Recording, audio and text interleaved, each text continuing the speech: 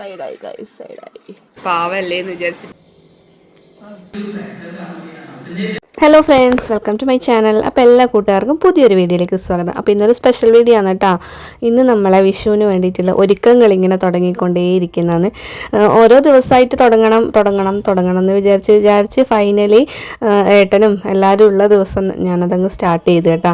അപ്പോൾ ആദ്യം തന്നെ നമ്മുടെ കിടക്കുകളെല്ലാം ഒന്ന് എടുത്തിട്ട് വെയിലിന് കൊണ്ടിടുന്നതാണ്. പിന്നെ ഇതാ ഡീപ്പ് ക്ലീനിങ് തന്നെയാണ് ഇപ്രാവശ്യം ഉദ്ദേശിക്കുന്നത്. കട്ടയിലെല്ലാം നല്ലോണം തിരിച്ചിട്ട് അതിൻ്റെ പൊടിയെല്ലാം എടുത്ത് പിന്നെ ഏട്ടൻ ഇതാ വണ്ണാമ്പിലെല്ലാം എടുക്കുന്നുണ്ട്.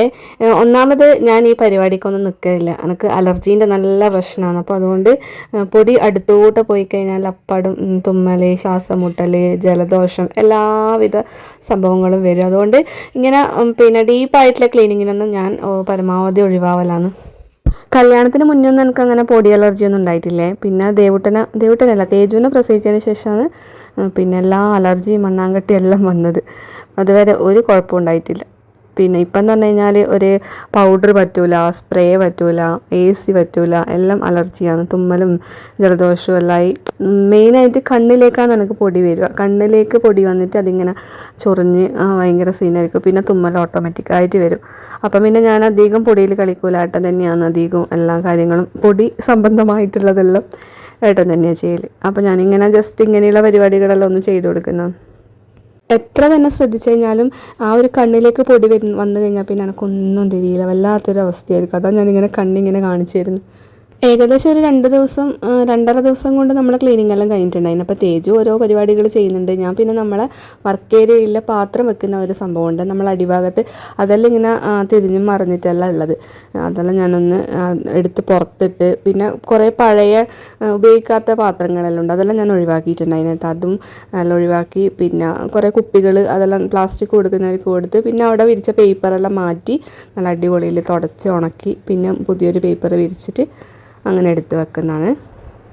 രാവിലത്തെ തിരക്കിന് ഇങ്ങനെ നമ്മൾ പെട്ടെന്ന് പണിയെല്ലാം എടുത്തിട്ട് പാത്രങ്ങളെല്ലാം ഇങ്ങനെ എടുക്കുമ്പോൾ അതിങ്ങനെ അട്ടിയായിട്ട് വെച്ചിട്ടുണ്ടാവും. ആ ഒരു സമയത്ത് എന്ത് ചെയ്യും, നല്ല ചടപടേന്ന് പറഞ്ഞിട്ട് താഴെ വീഴും. അതാണ് സംഭവിക്കുന്നത്. വശാവും അങ്ങോട്ടും ഇങ്ങോട്ടും. അതുവരെ നല്ല സെറ്റായിട്ടുണ്ടാവും. കുറച്ച് കഴിയുമ്പം എല്ലാം തരികിടിയാവും. എന്നാലും ഇങ്ങനെ സമയം കിട്ടുമ്പോൾ ഞാനത് അട്ടിയായിട്ട് വെക്കും. പിന്നെ അത് ആദ്യം പോകും. പിന്നെ നമ്മളെ കേക്കിൻ്റെ കുറേ ഐറ്റംസ് ഉണ്ട്, അതൊന്നും ഞാൻ ഈ വീഡിയോയിൽ എടുത്തിട്ടില്ല. ഒരുപാട് പാത്രങ്ങളുണ്ട് എൻ്റെ കേക്ക് ഐറ്റംസ്, എൻ്റെ ഓൺ പ്രോപ്പർട്ടി. പിന്നെ അതും എല്ലാം ഉണ്ടല്ലോ, എല്ലാം അതിലാണ് വെക്കൽ. അപ്പം എൻ്റെ ദേവുട്ടനല്ല തേജൂട്ടിന് നല്ല വിശപ്പ് വന്നിട്ടുണ്ട്. അപ്പം ഞാനിതാ വേഗം ഒരു കേക്ക് എടുത്തിട്ട് കൈയെല്ലാം ഫുൾ വൃത്തികേടാണ്, ഒരു കേക്ക് എടുത്തിട്ട് വായിൽ വെച്ച് കൊടുക്കുന്നതാണ്.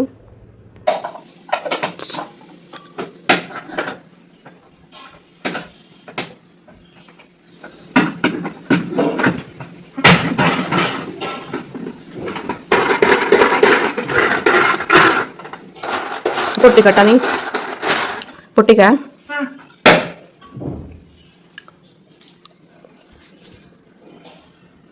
സെവനപ്പാ നമുക്ക് കൊണ്ടാ പഴന്ന് പിടിച്ച നമുക്ക് സെവനപ്പ.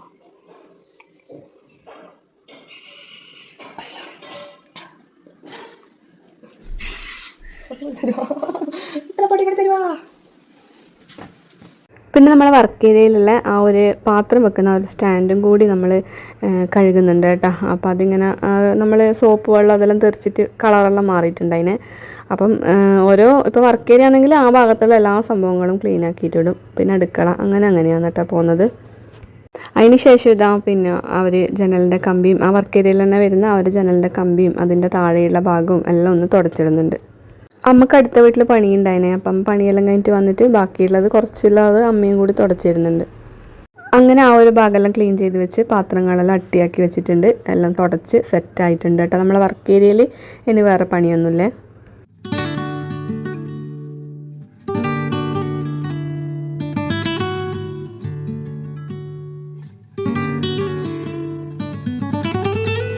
പിന്നെ ഏട്ടൻ ഇതാ നമ്മളെ നിലമെല്ലാം നല്ലോണം ക്ലീൻ ചെയ്യുന്നുണ്ട്. സോപ്പ് വെള്ളം ഒഴിച്ചിട്ട് നല്ലോണം ആ ഒരു ഇതിട്ടിട്ട് ഉരച്ച് ക്ലീൻ ആക്കിയിട്ട് പിന്നെ അതൊന്ന് കോരി മാറ്റി പിന്നെ നല്ല വെള്ളത്തിൽ അങ്ങനെ കഴുകി ഒന്ന് തുടച്ചുണക്കി എടുക്കുന്നുണ്ട്.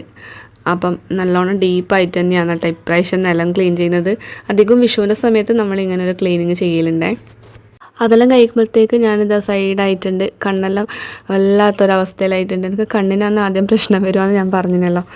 അപ്പം അതിങ്ങനെ ഞാൻ നിങ്ങളോട് പറയുന്നതാണ്. അയ്യോ എൻ്റെ കണ്ണ് പോയി എന്ന്.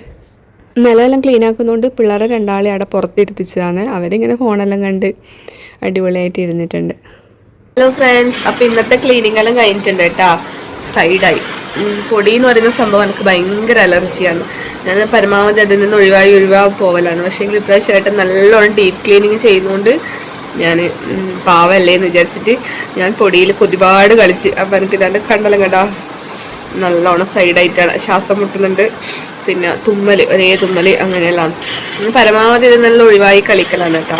ജസ്റ്റ് ഇങ്ങനെ പുറമേ ഇങ്ങനെ അടിച്ചു വാരല്ലേ ക്ലീൻ, ഇങ്ങനെ ഡീപ്പായിട്ടുള്ള ഉള്ളിലുള്ള പൊടിയൊന്നും എടുക്കാൻ എനിക്ക് പറ്റുന്നില്ല.